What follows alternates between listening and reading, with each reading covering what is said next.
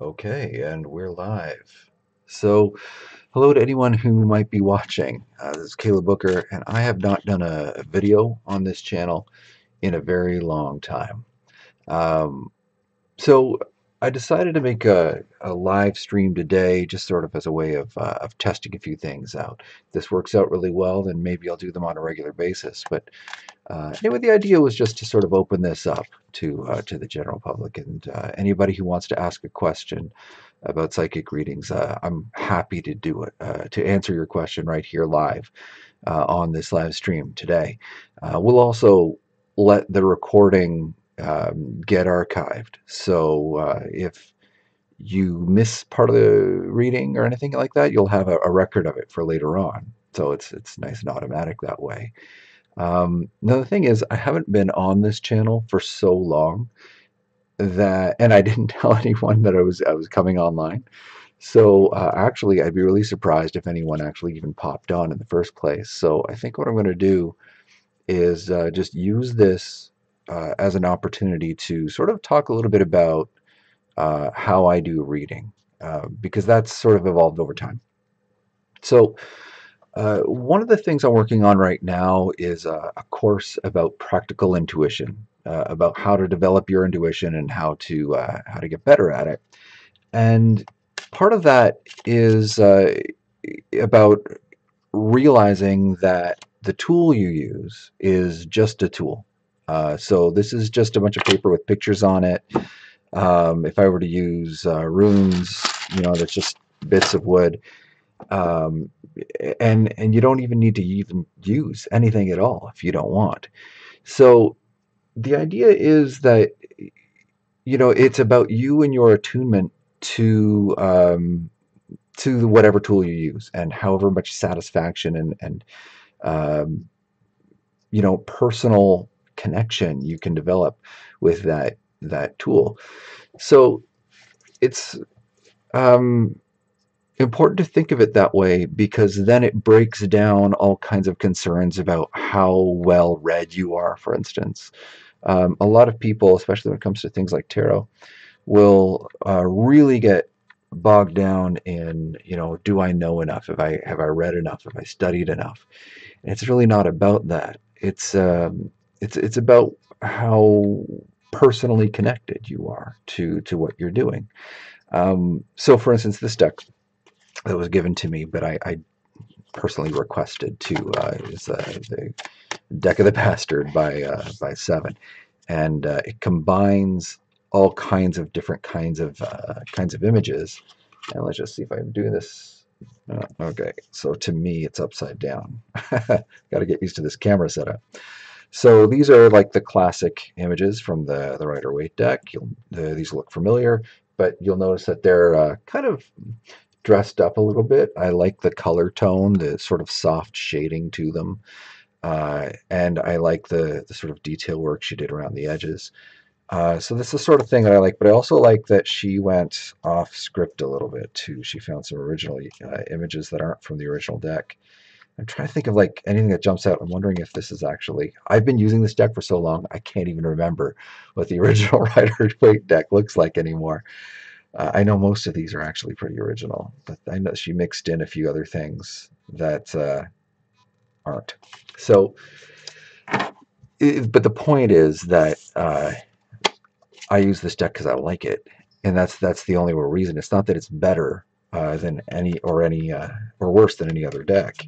I even like the back, with the spider because it has a personal connection to me as the world weaver, the thing that creates reality and how connected everything is. These are all subliminals, things that work in my brain. So ultimately, though, it's just a bunch of pieces of paper with ink on them. And what really matters is the connection between me and the person that I'm reading for, and wherever the hell these messages are coming from. As far as how to do a reading itself, uh, personally for me, I learned all the patterns, I used all the patterns, and then I kind of got the intuition, the knock on the back of the head to stop using them and instead to um, really just focus on making sure that I'm being uh, genuine and intuitive. So that means that when I'm doing a reading, depending on who it is and what's going on, the cards just go down the way they go down. And then I do the reading from there. So, whatever this means. And I don't even know what this pattern means. But in the moment, I look and I understand why there's a split in these and the rising tide, some sort of gestalt behind this reading. I don't even know who this is for or what this is about, so I'm just going to put it away before I try to overinterpret. Um, so there it is. And all of this stuff is arbitrary. Like I say in the description of this video, um, this stuff is really a matter of opinion and a matter of faith. And I don't even know if I have faith in what's going on here. That it's all that real. I do everything I can to sort of break down the notions of how true any of this is. I need to make a small update. Hang on, bear with me for just one moment in the software.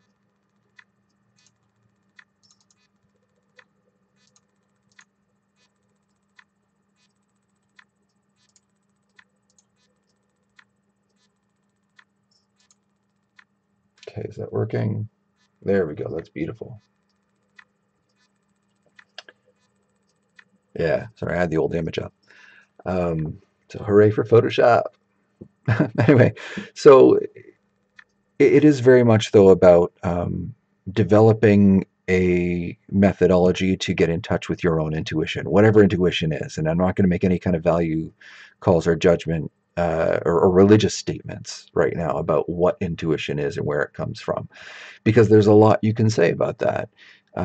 As I've been developing course material for a course on practical intuition, I have divided it up into gut feel, but I also include body language and micro expressions, language stuff, NLP, and all sorts of inner work that involves avoiding tricking yourself, avoiding lying to yourself, and doing lie detection on other people as well. That kind of raw honesty with yourself, especially, is super critical if you're going to do this work correctly. Um, and so, to that end, I constantly remind myself of how arbitrary this kind of work is. How it is a very random event. I don't have, I'm looking around right now and I realize I don't have a coin. But one of the things I often do when I first started trying to figure out time, because I don't relate to time very well. It's very, especially in a reading, it's sort of, because time doesn't really exist. It's an illusion that humans are really hung up on. Um, and so I've as I developed my intuition, I learned to ignore it. And that became a problem because everybody wanted to know when something was going to happen when it came out in a reading. And so one night, this guy's sitting with me and he was asking about someone's health, which is, health questions are always tough when you're doing a reading because you got to watch your words. Um, but he wanted a time, and I felt like I owed him that. So I didn't know how to figure it out, but I had a penny in my pocket that I've been carrying around for a month. I didn't know why. I figured, okay, maybe this is it. This is the moment. So I reached into my pocket, I pulled it out, put it on the table, put my finger on it and spun it, and then watched it fall. And when it fell, I knew 1 month for sure. And it's not that a penny spinning a certain number of times or traveling a certain distance across a table or curling around a certain number of times. None of that stuff matters in any kind of literal sense. It's just that you give your brain something to focus on for a little while. And so while your brain is focusing on that thing, um, you get out of your own way and an answer is allowed to come through. So that's how that's the essence of allowing intuition to come through. See, a couple people are watching. Hey guys, welcome along. If you have any questions at all, or if you'd like a reading, definitely pop them in chat there. And don't worry, this is just YouTube. So go ahead and Ask whatever. You're not going to be charged for it or anything. One of the things I have on the table here as well, as I was cleaning off my desk here, I started thinking about this, is an old deck of cards, uh, just playing cards, just bicycle playing cards. I love this deck. When I first started doing reading, this is how I started. It was I started with playing cards, and I learned the old Gypsy method of doing psychic readings. Now, Gypsy method has you doing 2 rows of cards like this. Actually, I think I'm supposed to do a fifth, but I don't have room.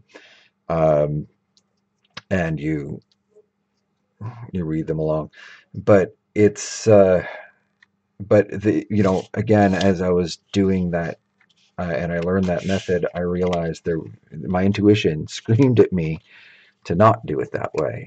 And so instead, I found that I was saying to people, you're asking me the question. I had the question, and then I would put a card down and say, this is the heart of the situation, the core of it. And then these cards would be the past. And as soon as I got to the far left, then I knew I was in the present. And I would keep going and going until we went to the future. How many cards and how they went down were all up to my hands and my arms. I try to give up as much control as possible and allow physical sensations to determine how these cards would go down. So if I was to do a reading like this, I would say, okay, so the heart of the thing in your case is really just that you're locked up on a bunch of things, and that you feel really stuck. And then we'd go into the past of whatever had led them to that current feeling of, well, I guess the current feeling here in this case would be being kind of victimized in this case. And so we'd talk a little bit about that history and then work into the future, see what was coming up. And this is all very clumsy looking and sort of sloppy. So I would normally interpret that as something like that you're giving up a control, you're a little out of control. At least that's the way it feels, but it doesn't have to be that way. And you can take control and you can make choices, but you got to understand what control looks like. And then we paint a picture of what control looks like in their life. So that'd be like, this is a sample reading of what that would look like. And this is the way I used to do it all the time. But it's funny, I haven't used playing cards for a reading in a very long time. And I think most of that has to do with the fact that a lot of the old interpretations for these cards, the way I learned them, were really negative, like really negative. They had 110 ways of saying you're messed up. It was really not positive at all. And so pulling out, and that's my commitment all the time, is to find something positive to work with, no matter how negative it is. So I'm not saying you'll never break your leg, but I am saying, here's how to arrange it so that when it happens, you won't lose too much time off work. So that kind of thing. But it would seem to be so negatively focused, and I'm not that guy. I'm not the guy who wants to say, I see the grim. It's not me. Um, I think that is also a little bit about the fact that there's a lot of scam artists in town, and there are people who just want to take your money. So what'll happen when that happens, where you have someone who just wants to take your money, is they will tell you that something bad is coming. And then they'll say, but you can work around it if you buy this charm. They'll sell you a charm. Or they'll say, if you pay me to go and do a ritual on your behalf. Or here's a holy candle, a blessed candle. And they'll make up some stuff about how it's blessed. And then say, here, I'll sell this to you for $80. Burn this every night. That's the usual song and dance with those guys. And so they leave you with this massive sense of paranoia. And when life happens, you start watching for bad things. And then you blame yourself. And you go back and you say, oh my God, I messed it up. How can I make it better? And they say, well, have I got a candle for you? and they sell you an even more expensive one, and it just goes on and on. It's pretty bad. Uh, where I live here in St. Catharines, we don't have too many of those, but we do have some. And most large cities have a few. So it's something you got to watch out for sure. Um, so I probably should have planned ahead a little bit and told people that I was going to go online. So it's not like there's anybody, you know what, here's an idea. I'm going to go and make a post right now before I talk about the next few things. I'm just going to go and make a post right now and see if I can get a few people to pop on. 1 second here.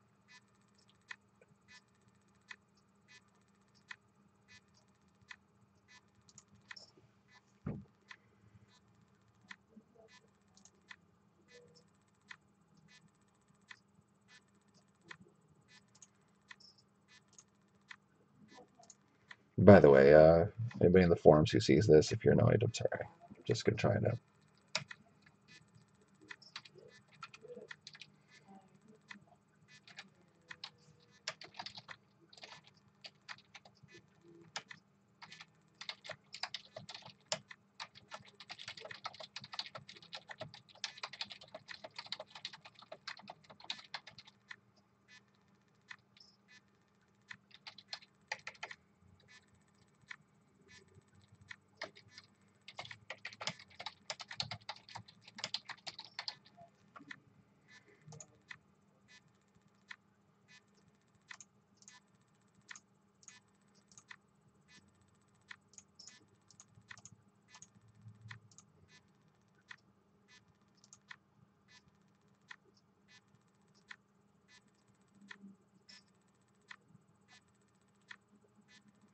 And here's hoping I just typed my own address correctly. It's funny. It's one of those things like you hand out the address for. So every time somebody asks me for my own address, for instance, I always second guess the unit number. I always wondered, did I just give them the right home address? It's always great when I'm ordering pizza and I'm not really sure where I live. There it is. So I just posted that. We'll see. But anybody who is watching this stream right now, I want you to feel free to ask me any question. It doesn't have to be a personal question. If you want to ask a question about what's going on in the world, there's nothing wrong with that. We can have some fun. I'm just going to stay online for until the top of the hour, and we'll just chat and just have a little bit of fun. So I kind of feel like I want to use tarot today. And I have this deck, which I've used like crazy. I've been very careful about keeping it in good shape, but this has seen a lot of miles. But I wanted to show you another deck that somebody got me for Christmas this year, and I'm sort of still getting used to. This is the Wild Unknown deck, and it's so wild. Well, sorry, that word's stuck in my head, but it's so crazy spooky, these images. And so I don't know how comfortable anyone's going to be other than me with using this deck. I used it with my niece recently, and we had a really good experience with it. But it was like, for instance, this card came up, and the Hermit. And I really had to sort of talk her through the fact that, yeah, it looks creepy, but it's not really a negative thing necessarily. It's just about this, notion of solitude and how solitude might play in your life. And in her reading, it was a little more in depth. I guess, for privacy's sake, I shouldn't go into too many details. But so this deck I like because it's beautiful, but at the same time, I have a certain comfort level with this stuff. And I can see pulling out a simple Ace of Swords, which is nothing of real consequence. But look at all the lightning and the dark ink. People get freaked out, Even if you have a Canada gooses. Yeah, so I don't know. But if you guys are comfortable with it, you just let me know, and I can use that deck too. So it's getting some getting used to. There's this sort of back and forth between what I like and what, my being true to myself kind of thing, in order to make these readings count. Because, if I'm not being true to myself, then the reading's going to stink.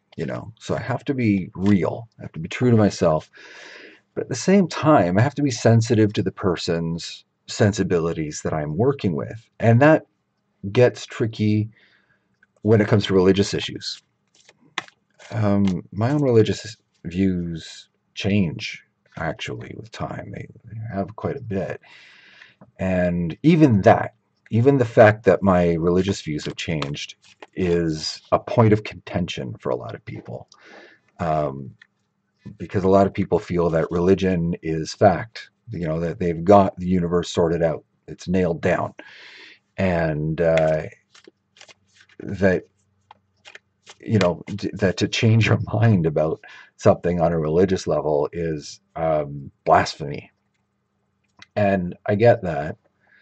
Um, but I think it was just one of those things that for me, over the years, I realized that, it started with interpreting things differently as time went on, and then realizing that changing of interpretation didn't have to stop just because I was an adult.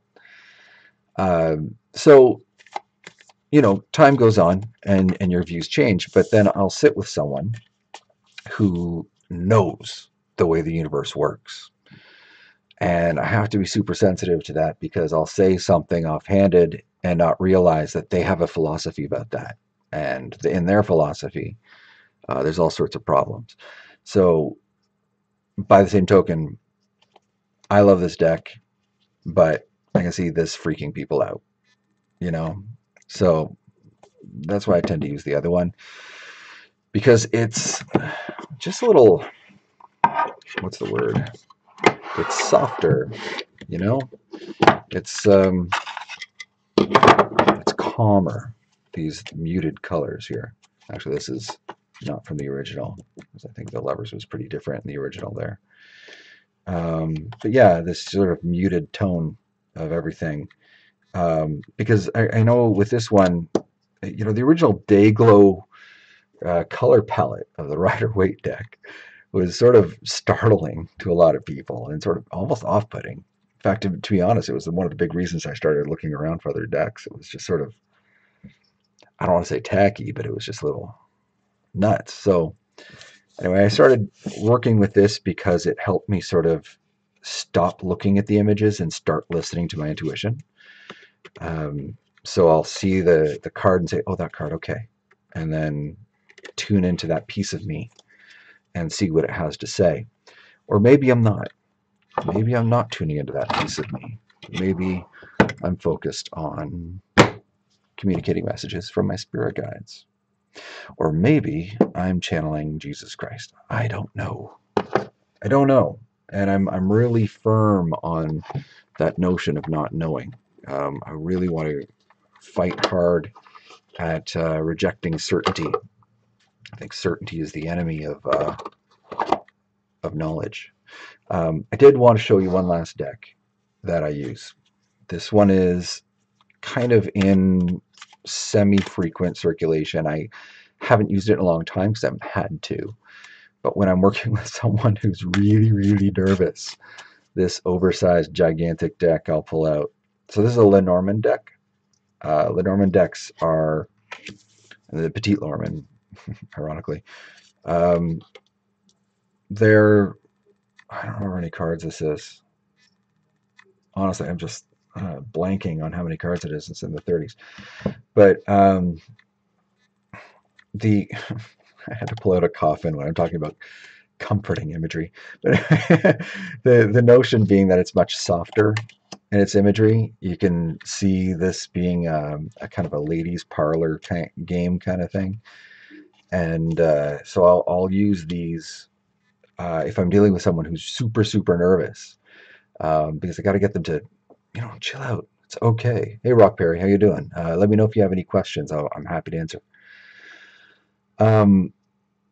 So I'll focus on this deck if I've got somebody who's super nervous, and it helps. Mostly because if I'm doing a reading for someone who's completely freaked out, my intuition doesn't work.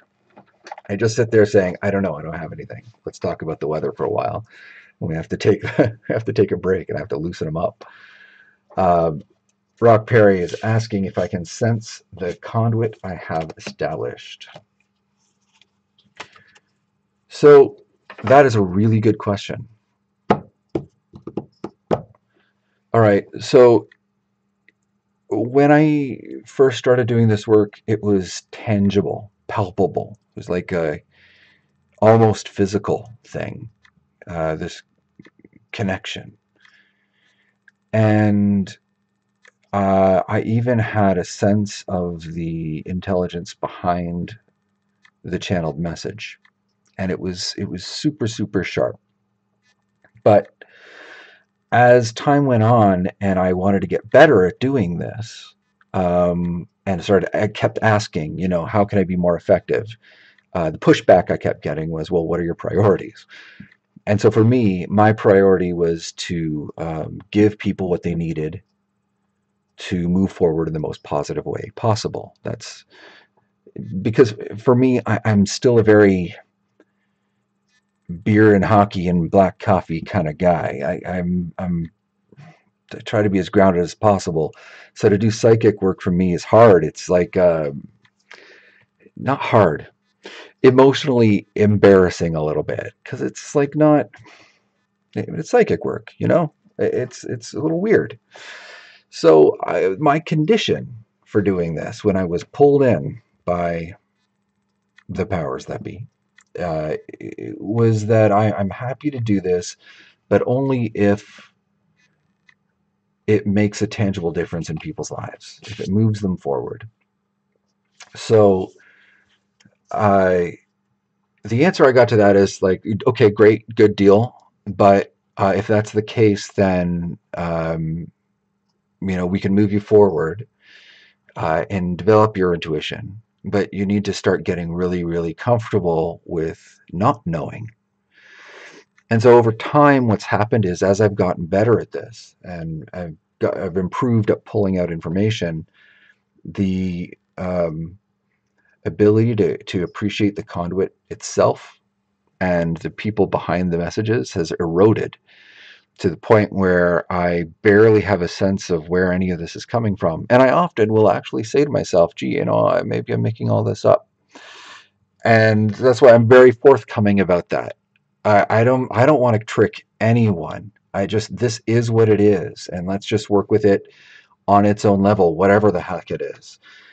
And when I adopted that, I became a lot more helpful to people. People started getting a lot more out of it. And our relationships, from one person to another as friends, it was better. Even though, yes, they're officially clients, but whatever, you have to count them as people, not just customers. So, and so it all became more intimate the less I put an importance on my own understanding of what was going on. I'm gonna, put on a light, by the way. This is all kind of a little dim here. It's just brighten things up a bit. There we go. Help the camera focus. All right. Rock, you also asked if you need to ask questions or can I remain in a state of conscious to receive a reading. Rock, I would ask that you ask a question, and I'll tell you why specifically. Because the struggle I have had with a lot of my querents is that they want answers, but they're also blocked on receiving that answer. A part of them is pushing that answer away. They don't want to admit that answer to themselves. And so if they're not ready for it, then I'm not allowed to give it. There has to be, I need the permission to give. And you can't just say, okay, go ahead, but then brace yourself and resist. It doesn't work. So the only way to really give me permission in any real way is to go ahead and ask the question. Once you've asked the question, okay, it's officially open. It's officially open. We can officially look and find what we're looking for. By the way, I feel like I better put these away because I got to use the other deck in a minute. Got a real sense of urgency on that too. That's weird. So ask the question. It doesn't matter what it is. You don't have to be specific or name anyone because I respect your privacy. There's stuff I don't need to know ever in my life. That's fine. But what is important is that you say what's on your mind. You express the emotion that you're feeling right now. And if you're forthcoming about that, then we can make this thing happen. So I'll let you think that one over. It looks like that's what you're doing right now. I know that's tough because this is public. I want to acknowledge that. That makes it a little awkward that this is public and that I am going to be airing your stuff a little bit. But that's the price of free, I suppose. I don't know. If you need a private reading, you can always. I'm pretty sure I still have an email portal open, so you can always drop me a line at booker1@gmail.com, and we can just book something. Then you can do private reading, but the bookings are different. So, one thing though, I will say as I shuffled this, is that this came out. So I want to put this aside because this really did feel like it was for you. Let me just sort of, oh, I gotta dim that light. That is too bright. Hang on. Doesn't it figure right on the thing? All right, let's just move this. All right, that'll be okay. All right, so we're gonna put this in the corner and remember this for you. So you asked the question here, how do I release the information that came to me in visions and dreams regarding the future incoming light anomalies? I've seen millions of stars fall from heaven. One landed near me. So there's two stages. I don't even have to run cards yet for that. Well, actually, I will in a second. But there were two things that came immediately, and I'll do cards to expand on what I say in a moment. So the first thing is it's important to write down in as much detail as possible every little bit of this vision. As you write it down, you'll remember things that you didn't even realize you forgot. But it's important to get it documented, even just to yourself, but just get it written down today, now, like right away. Because if you wait, it's funny, you get divine inspiration and you think it'd stick around, but ask any artist. Divine inspiration is a fickle, fickle thing. And if you don't work with it right away, it leaves you. So document. Anyway, once that's done and you have that, then you need to find a forum for sharing it. First layer is sharing, this is what it was, and asking other people for their interpretations, which, by the way, you and I both know you're going to brush off. That is not a value judgment on your sensibilities. It's just that's what you're going to do. And that's fine. That's fine, man. That's just the way it's going to be. Let's take a look a little bit further, though, and sort of suss out exactly what's going on with this message. All right, I'm getting a 4 here on this one. So let me move this over. Sorry, I'm just going to do a little work on my screen because I flipped those cards over so you could see them, and that messes me up. So hang on a second. Let me just take a closer look. Okay. So one thing I guess we're just saying is this is back to premise and the notion of your appreciation for what's going on. So, man, it is just still too dim. I don't know. Anyway, but so this notion of really seeing this for the treasure that it is. And, it hasn't been lost on you that this is something real. So it makes sense that that's the first card anyway. So The other thing we're seeing here is sort of a, so this actually maybe speaks to the fact that you even have to ask. Um, is this notion of you have a fair amount of skill in the spiritual arts. You've done a fair amount of training. Although, if you're being super fair about it, doesn't matter how talented naturally you might be, you're still on journeyman level. You're not mastery. You're not expert yet. That's fine. I mean, but just let recognize where you are.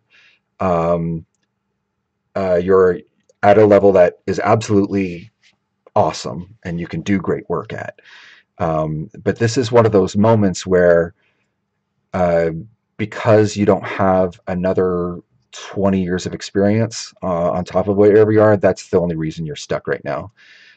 So in 20 years, this sort of thing would happen. You'd know intuitively what to do right away. So that's really the only reason, because this wasn't really meant to be so mysterious or confusing as it feels right now. And it wasn't really meant to feel so disorienting. Because the notion behind this was that this was supposed to be a here, take this. Now you have everything you need to open up the next chapter of your life. Like that was the intent behind this, was to open up a whole new door for you, which is what we're saying here. Um, so one thing that I'm getting, and this is a combination of these two notions here, is that it would be a really good idea for you to approach interpretation of this vision step by step by step and documenting that interpretation. And what you end up with at the end of that process is a book. You end up with a full book as you interpret this vision. So, outline of the book kind of looks something like, sorry, I'm covering my eyes at the moment because I'm sort of trying to get a closer look at it. But chapter one is, it starts with falling stars, or you just a full description in vivid detail of the vision. And then the chapters after that document little events in your life that explain the vision. Now, what's interesting about what you're going to find as you work on this, and you're going to have to take it one symbol at a time, just one little piece, and it won't be in order either. You're going to have to pull it out as time goes on. You've already experienced things in your life that were supposed to be explanations for the parts of this vision. So some of it is going to be in memory, and you can start work right now by looking back at your life and figuring out what lessons you were being taught in the combination of what happened in your life in this vision. And then as you document those things, as you look back and compare your events in your life to the vision, things will happen to fill in the rest of the blanks. So become acutely aware of the stuff you completely don't get, because that you should feel a little anticipation about. The stuff you don't get is because you haven't experienced it yet.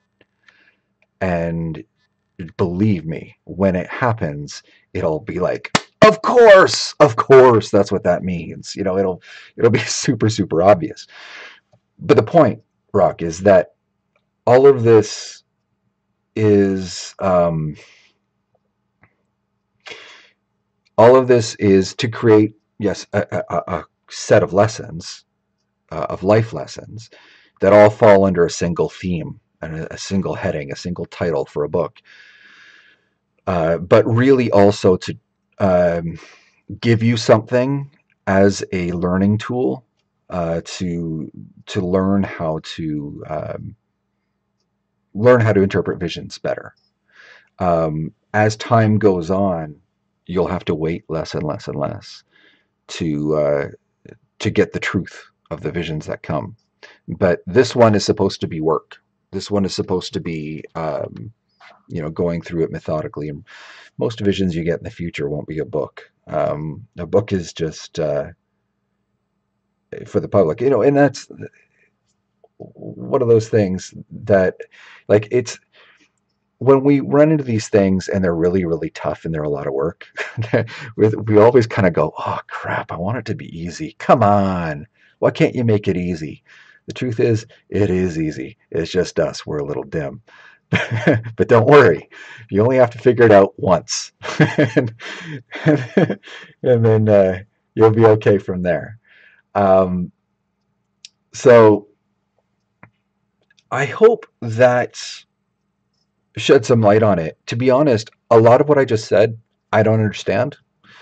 That's not uncommon because I don't have to understand it. Um, but and I've never ever told anyone to write a book, and this is all very unique to you, Rock. But having said that, if you have any part of that you'd like me to expand on, I'll leave these here for just for the moment, and sort of keep an eye on chat. So just let me know if there's anything, or just let me know if you're clear. Because if you're clear, I'd love to clear this off so we can move on to the next thing. By the way, I do feel like, Rocky, there is another question you'd like to ask me that has everything to do with your personal life. And I would like you to ask me that question because it's good and important. And, I know that, okay, clear and concise. Awesome. I'm glad you got it. And, this is recorded. So if you want to go, I'm just going to let YouTube post this publicly. That's fine. So if you want to look at this stuff later, that's no problem. But I don't want you to undervalue the little events in your life. When spiritual visions come, they feel like they're the most important thing in the universe. But a little kid coming up to you and smiling because you made them laugh is as big a lesson as a profound vision where you lost all sense of reality. So the little things in life, they count. So your second question just popped in chat. How can I get out of the stigma that restrains income from flowing freely into my life? Many different elements of income are possible, but for some reason they're being inhibited. So this is a really good question, Rock. So money questions and money flow and money energy, oh man, so misunderstood. One of the things I want to sort of point out is that money is a score on us. And so if you're a gamer, we live in an internet world. In a game, the score is just a figure recorded on the screen. It's just a number. It doesn't have energy. It's just some digits. So if you think about money as flow, uh, you'll often run into a barrier because that doesn't match what's going on. Because what's going on is you're just doing things to change that number rather than, it's not an energy. It's not an energy. So where the energy comes in is how do you spend your time? What do you want to really be doing? And a lot of that comes down to you not giving yourself permission to do the things that would make you money. You're not giving yourself permission to do the things that you know damn well would fix everything. One of the things that so a clearing technique would work for you in this particular case. And a clearing technique is a practice that you do to break your personal barriers. There is not a human on planet Earth, no matter how enlightened, that does not have some kind of barrier that needs to be broken down. Because otherwise they would glow and float. So, in your case, the thing I'm getting right away, there's no cards for this, man. The thing I'm getting is Ho'oponopono. And I am going to write that down on a piece of paper so you can see it in print. I get a fresh Sharpie so it's not all scratchy. So that's Ho'oponopono. No, those are all O's. Okay, so that's Ho'oponopono. And really, I can summarize the entire practice right here, right now for you. Ho'oponopono is this notion of taking full responsibility for every single thing in the world. Uh, so anything you don't like in the world, oh, it's not hasn't rained in ages. I'll tell you the old story about where Ho'oponopono came from in a bit. I'm going to skip it for now because I want to get to the point for you here. But you take responsibility for everything. If someone's sad, if clients haven't been coming to your door, if you got a flat tire, you ask a question, and that question is, pay attention because this is the key question. What is it in me that needed to make this happen? What is it in me that needed to make this happen? And once you find that spot, just pay attention to that spot. Now, the language I tend to think is I look at that spot inside of myself. But for you, you might listen to that spot or feel that spot. But just anyway, pay attention to it. And then you say 4 things, and the order matters, I found out recently. You say, I'm sorry. And you say it while being able to write legibly. Okay, no, sorry. You say, I'm sorry. Please forgive me.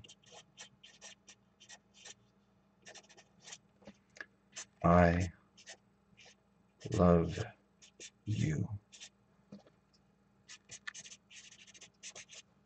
Thank you. Sorry I jammed it all up. It's all uneven, but anyway, there it is. So these are your 4 Ho'oponopono phrases. So you ask yourself the question, what is it in me that needed to bring this into being? And then you pay attention to that spot and you say to that spot, I'm sorry. Please forgive me. I love you. Thank you. And you say it over and over and over and over and over and over and over and over. And when you think you've said it too many times, say it that many times again. This is power. This is power. I'm sorry. Taking responsibility for that thing that you're looking at that's reflected inside of you. Please forgive me. Again, taking ownership and asking for this knotted energy to be released. I love you. I love you is, I used to think it should be bumped down, but I love you is important to say because you've released this energy and now you're going to flush clean, pure love energy through. That's why I say I love you there. Thank you. Because gratitude is a gift that you give yourself, man. Gratitude is amazing. When you give gratitude, it's like you feel fulfilled when you give gratitude. So you give gratitude for the service that pain was trying to provide for you. So you can think about the most painful memory that you have, the one that keeps coming up, the one that keeps you up at night. And then you can say to yourself, what is it in me that makes me keep thinking about this? I'm sorry. Please forgive me. I love you. Thank you. Now that's tough, man. But I am not the expert in Ho'oponopono, so I would encourage you to look it up. It's not as big as it should be. The guy who really championed it was Joe Vitale, who's like an internet marketer, which seems like a bit of a grinding of gears. It doesn't seem like a real good match. But he stumbled across it and went, oh my God, this really changes things, and started putting stuff out about it that was not at all profit oriented. And really, it's changed the lives. Rock, I'm seeing the stuff that you're putting in chat, and I appreciate what you're saying. Yeah. It's tough, man, because you know what? The thing is, If your philosophy changes down the road and you start saying, no, you know what, the universe is its own thing and I'm just a leaf on the wind. It's not my fault that the wind blew this way. Yeah, it's a reasonable way to think, you know? I mean, we are seemingly tiny. How could we possibly say that we made the universe? And to be honest, the we made the universe philosophy of New Age is often useless and annoying. Sorry. However, however, when it comes to the healing process of a Ho'oponopono, taking complete responsibility for the entire universe is incredibly useful. And as you go through the process and you think of it from that perspective, just for the moment, consider that that's the case. Consider that that's the truth of the universe, that all this is you, and that you invented me saying these things to you today. Well, and then work through it, you get results. I started this live stream today by going on and on and on about how I don't know what I believe, and I'm religious about not knowing what I believe. um, but that allows me to do things like this, where for the length of the exercise, I fully commit to responsibility for everything that's happening in the universe. And then when I'm done, I take my seat and resume my place as a leaf on the wind of the universe, which is where I like to be, because I don't like control anymore. Truth is, I don't respect my own intelligence very much. I tend to make terrible decisions.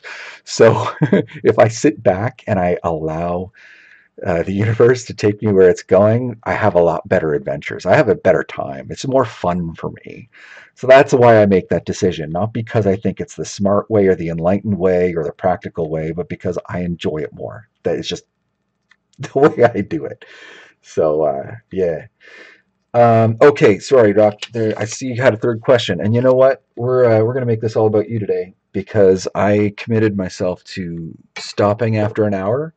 However, I'm going to do these again in the future, guys. So I will leave open for comments, and I want you to leave a comment telling me what time you'd like me to do these, and tell me your time zone so I know what you're talking about. And I want to do these all the time. I love this whole notion of going online and doing them free. This is great. So, leave comments after this goes up as a recording, and I'll check later on, see when people want me to do them. Okay, Q3. You've studied cards and readings for years. The Queen was relevant in most of your study. You formed an opinion that the Queen is real. Do cards tell you this as well? Who's the Queen? Oh, okay. So that is highly personal. Highly personal. It's funny because in all the readings that I do, I tend to look at the people on the cards. There's a queen. Didn't think we had to dig too far. Felt like you were bubbling one up.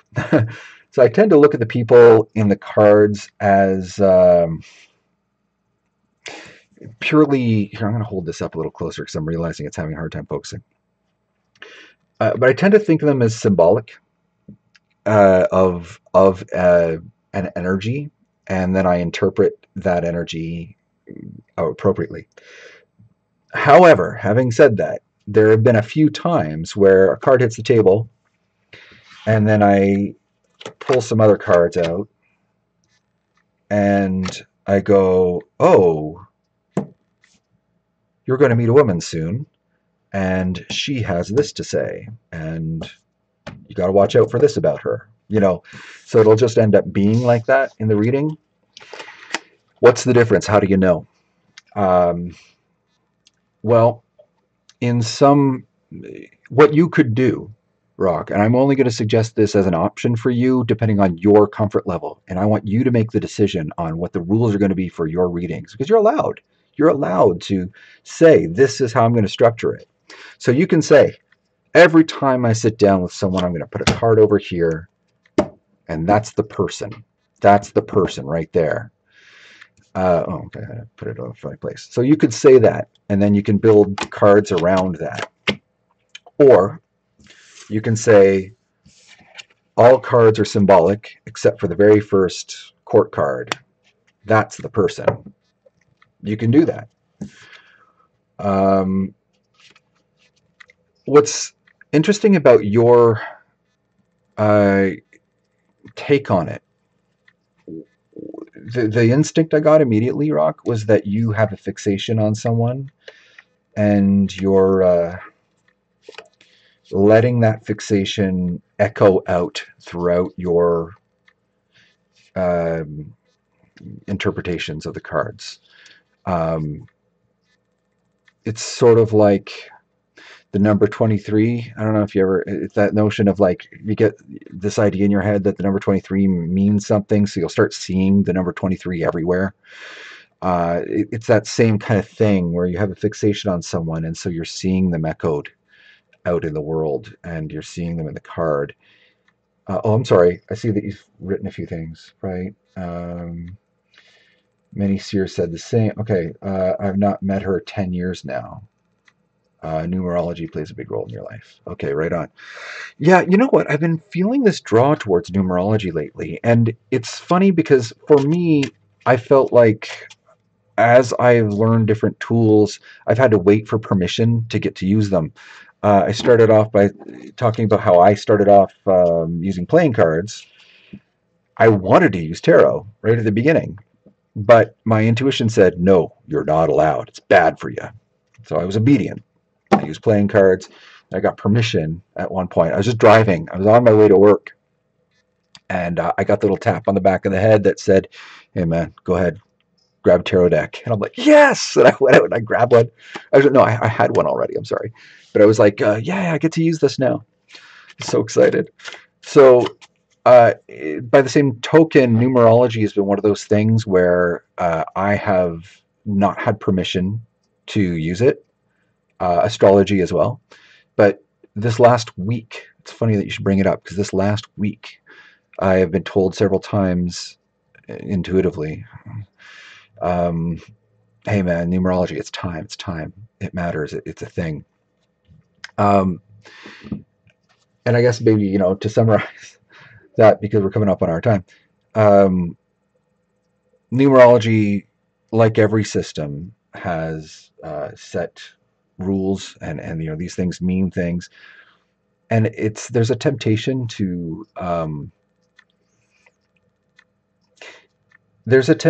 think of numerology as something that's part of the fabric of the universe, rather than a lens to interpret the universe, because numbers, I mean, are hard to deny. I mean, this is one card. This is two cards, and you can't look at it differently. Those are what they are. And so in numerology, you kind of have that sense of like, this is what it is. There's a single interpretation, the end.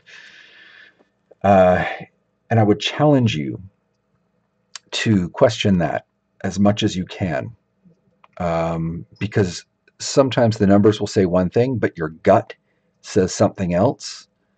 Your gut's right, always. Trust yourself. And the biggest thing about all intuitive and psychic work is about learning how to wrestle with yourself, with who you are as a person. So to wrap up, I again, this was like a spur of the moment thing. In the future, I will announce them. I will make them a schedule on the channel. Actually, I'll schedule these live readings. I had intended to do one later on tonight, but actually I'm realizing now I can't, because we have meditation class, right? All right. Well, maybe tomorrow night then. But what I really want to do is like a 3-hour session. Why 3 hours? I don't know. But it feels like something I want to do. I'll barely be able to speak by the end of 3 hours. Jeez, wow, that's gonna kill me. This is exhausting work for me. This really takes it out of me, a lot of energy. But I feel like I really, really want to. So I'm gonna probably tomorrow. But watch the channel. Just make sure you subscribe and hit the bell. and I will schedule it whenever I have confirmed that I can book that block of time off for myself, because it's the calendar, man. I mean, it takes me forever to get anything done. I'm sorry, I'm just noticing things in chat and talking at the same time. Rock, I'm sorry. I'll acknowledge what you said here. He said, so I'm forming the queen as my own impression of my own visions, is what you're saying. Yeah, I'm getting the sense that you're projecting. Projecting is the word we're looking for. Um, that doesn't mean there isn't something there. It just means that that's strongly, strongly, strongly coloring what's happening. It's to the point where you should really question your own ability to see anything other than your own desire for that person's presence in the reading. So yeah, and you're very welcome, by the way, Rock. Absolutely. It's my pleasure. I'm so glad to be doing this. All right, we hit an hour, and I committed myself to get off of this thing and go do some other work. I could do this forever. I really could. I feel like this is where I'm supposed to be today. But I also made other commitments, so I better run off.